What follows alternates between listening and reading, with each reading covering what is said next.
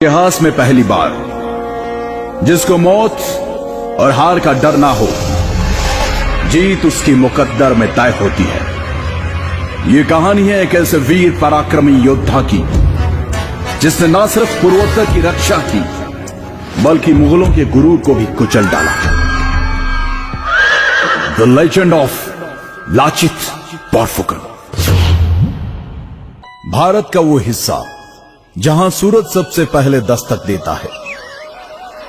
पूर्वोत्तर 17वीं सदी, जब पूर्वोत्तर की राजधानी हुआ करता था रोंगपुर शिवसागर। मुगल सल्तनत की पैरवी करते हुए मीर जुमला ने राजा जयध्वज सिन्हा को परास्त किया, जिसके पश्चात उनकी अकाल मृत्यु हो गई। समय के गति चक्र के साथ अहोम राज्य के राज सिंहासन पर स्वर्गदेव यानी राजा चक्रध्वज सिन्हा विराजमान हुए, जिन्होंने अपने राज्य के प्रधानमंत्री आटुन बोड़ा गुहाई, जो कि बेहद चतुर, हर काम में निपुण और एक कूटनीतिज्ञ थे, के साथ मिलकर नए दुर्गों का निर्माण किया। अपनी सेना को संगठित कर उसे और मजबूत बनाने के लिए उन्होंने एक वीर योद्धा लाचित बोरफुकन को अपनी सेना का प्रधान सेनापति नियुक्त किया।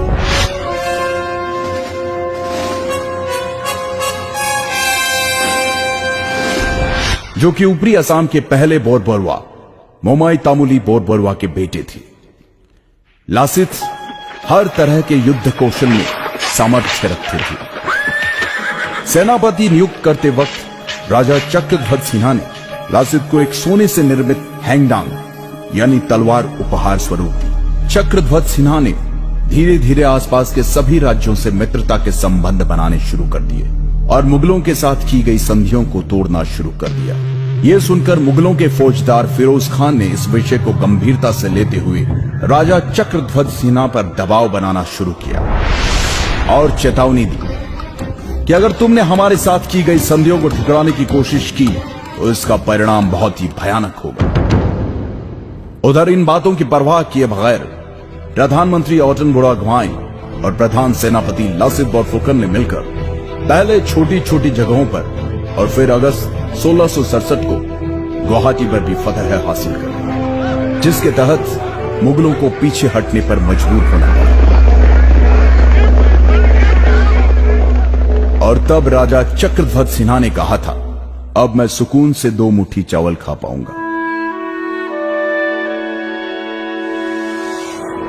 वहीं दिल्ली में बैठे मुगल सल्तनत के बादशाह औरंगजेब को जब इस बात का पता चला तो वो बौखला गया और 19 दिसंबर 1667 को एक विशाल सेना जिसमें 5000 बंदूकधारी, 1000 से अधिक तोपें, नावों का एक बड़ा बेड़ा, 30,000 पैदल सैनिक, 15,000 तीरंदाज और 18,000 तुर्की घुड़सवार शामिल थे, जिसकी कमान उसने राम सिंह के हाथ में देकर कहा, जाओ और जो भी हमारे सामने सर उठाने का साहस करे उसे कुचल डालो। फरवरी 1669 को राम सिंह रंगामाटी आ गया और अपनी विशाल सेना के साथ उसने फिर से गुवाहाटी पर कब्जा कर लिया। तब लाचित ने कहा था कि यह बड़े ही दुख की बात है कि मेरे प्रधान सेनापति रहते हुए मेरा देश भयंकर समस्या से जूझ रहा है।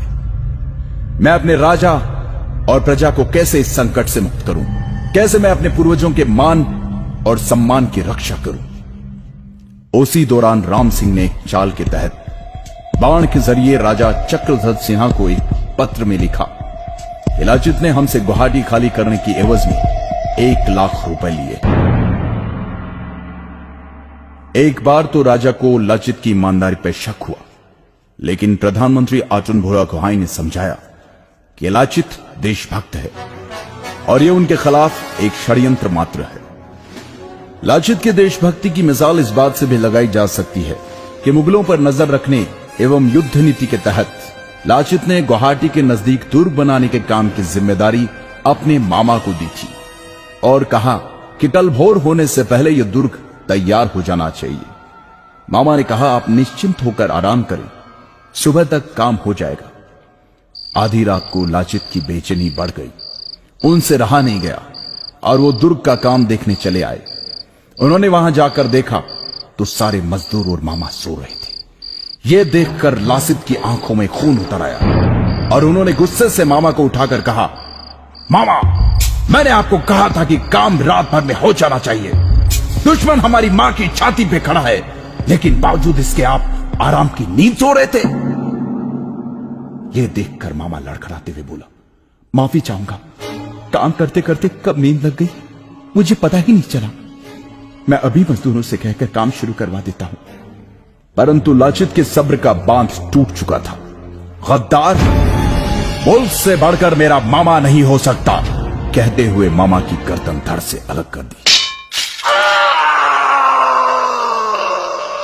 और रातों रात उस दुर्ग का निर्माण करवाया, जिसके कारण मजबूर होकर मुगल सेना को जल युद्ध के लिए तैयार होना पड़ा, जिसमें कि मुगल सैनिक बहुत कमजोर थे। इधर बहुत तेज बुखार से जूझ रहे लाचित को अर्जुन बुढ़ा गुहाई ने कहा कि तुम्हारी तबीयत बहुत खराब है, इस हालत में तुम युद्ध पर नहीं जा सकते। फिर भी लाचित युद्ध के लिए गए और शुरू हुआ सराय घाट का ऐतिहासिक युद्ध, द बैटल ऑफ सराय घाट। लेकिन क्योंकि लाचित के पास सेना बहुत कम थी, इसलिए लाचित की सेना हारने लगी, युद्ध छोड़कर पीछे हटने लगी। तब लाचित ने अपनी सेना से कहा, हे आसाम के वीर सैनिकों, अगर तुम में से कोई रण छोड़कर जाना चाहता है तो बेशक जाए, लेकिन मेरे राजा ने मुझे दायित्व दिया है, इसलिए जब तक मुझ में प्राण बाकी है मैं लड़ूंगा। अगर मुगल मुझे बंदी बनाकर ले जाना चाहते हैं तो ले जाने दो। तुम जाकर राजा से कह देना कि मैं उनकी आज्ञा का पालन करते हुए आखिरी दम तक लड़ा। यह सुनकर लाचित की अगुवाई वाली सेना में तीव्र ऊर्जा का संचार हुआ और परिणाम मुगलों को मुंह की खानी पड़ी। मुगल सेना पूरी तरह से हार गई। यह देखकर मुगलों के नेतृत्व करने वाले राम सिंह ने नतमस्तक होते हुए कहा, मैंने अपने जीवन काल में अनेकों युद्ध देखे और लड़े, पर ऐसा पराक्रमी वीर योद्धा जो जान से ज्यादा अपनी मातृभूमि से प्यार करे, जो युद्ध के हर क्षेत्र में पारंगत हो, आज पहली बार देख रहा हूं। राजा की जय, सलाहकारों की जय, सेनापति की जय, देश की जय। हे लाचित, तुम्हें कोटि कोटि नमन। पूर्वोत्तर के इस वीर योद्धा को भारतीय इतिहास कभी नहीं भुला सकता। सराय घाट युद्ध विजय प्राप्त करने के 1 साल बाद लंबी बीमारी के चलते इस महान योद्धा का स्वर्गवास हो गया। 1672 में स्वर्गदेव राजा उदय आदित्य सिंघा ने जोरहाट से 16 किलोमीटर दूर हुलुमपाड़ा में लाचित मैदान का निर्माण करवाया। लाचित बोरफुकन की वीरता और सराय घाट की लड़ाई में असमिया सेना की जीत के उपलक्ष्य में हर साल 24 नवंबर को असम राज्य में लाचित दिवस मनाया जाता है। राष्ट्रीय रक्षा अकादमी के सबसे अच्छे कैडेट को लाचित बोरफुकन स्वर्ण पदक से सम्मानित किया जाता है। वतन के लिए अपने प्राणों की परवाह न करने और असम के इतिहास के निर्माण की नींव कहलाए जाने वाले ऐसे महान योद्धा को शत शत प्रणाम।